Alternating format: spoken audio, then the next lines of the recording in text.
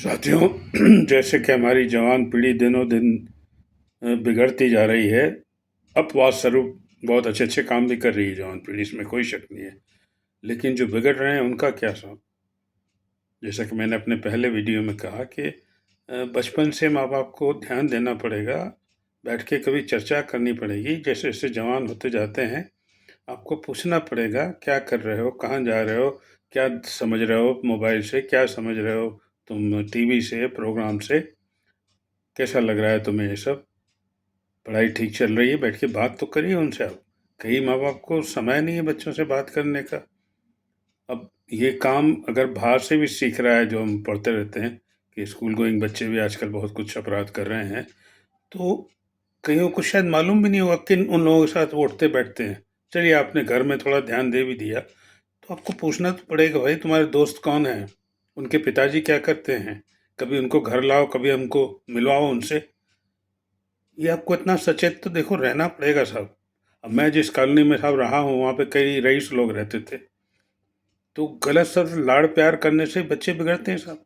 अब 14 साल की उम्र में हमारे एक रहवासी ने कॉलोनी में बाइक दिलवा दी, जबकि मैंने बेटे को बोल रखा था जब तक कॉलेज बेटे तू नहीं जाएगा मैं बाइक नहीं दिलवाऊंगा, जबकि उसको पाँव में तकलीफ भी थी। तो मैंने कहा नहीं, बस से आ जा सकता है स्कूल में, कोई दिक्कत नहीं है। अब साहब उसने भी कहा, साहब वो देखिए 14 साल के बच्चे को बाइक दिलवा दी। अब मैं साहब दुख में आकर, क्रोध में कह लीजिए, आकर गया उनसे मिलने। मैंने कहा साहब ये क्या तरीका है, अभी तो उसका लाइसेंस भी नहीं बनेगा और आपने गाड़ी दिलवा दी। अरे साहब क्या करूं, पहले तो घरवाली पीछे पड़ गई, किसके लिए कमा रहे हो, अपने साथ लेके जाओगे, बच्चों की फरमाइश नहीं पूरी करोगे तो तुम्हारा पैसा किस काम का है। उसको भी मैं टालता रहा, चलो भाई गलत है ये। अब बच्चे ने धमकी दे दी, साहब मैं रेल की पटरी पे जा रहा हूँ अगर आपने स्कूटर नहीं दिलवाया, बाइक नहीं दिलवाई तो। अब मैं क्या करता साहब? मैंने कहा वाह, आप उसको बैठ के समझा ही सकते थे, सच्चाई नहीं बोल सकते थे कि मेरे पास इतने पैसे नहीं है, मेरी इतनी कमाई नहीं है कि मैं तुम्हें बाइक दिलवा दूँ। और है भी तो बेटा, अभी तुम्हारी उम्र नहीं है, लाइसेंस नहीं बनेगा। जब लाइसेंस बनने की उम्र हो जाए तो मैं देखूंगा, सोचूंगा इस बारे में। अभी तो तुम्हारी उम्र है पढ़ाई पे ध्यान देने की, पढ़ाई पे ध्यान दो।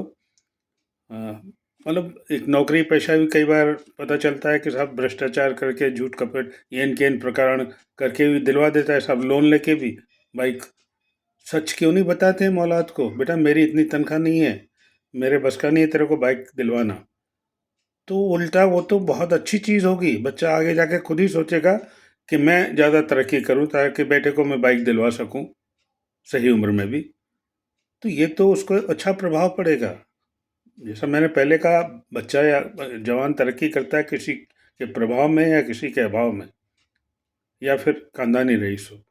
तो इन चीज़ों को अगर हम ध्यान नहीं देंगे तो अब कल को यू नेवर नो, बच्चा कॉलेज में आके कहेगा बाइक दिलवा, नहीं तो जा रहा हूँ पटरी पे, मुझे पैसे दो, हांगकांग घूमने के लिए जा रहा हूँ पटरी पे। तो ये क्या ब्लैकमेलिंग नहीं होगी तो क्या होगा? तो हम इस तरफ भी ध्यान दें भाई, बाकी चीज़ों के अलावा। क्योंकि देखिए, यहाँ आप पश्चिमी संस्कृति और तरक्की को रोक नहीं सकते, अपने घर को ही संभाल सकते हैं। तो प्लीज़ उस तरफ ध्यान देने की कोशिश करें, तो अपराध जो बढ़ रहे हैं शायद कुछ कम हो जाएं। Thank you.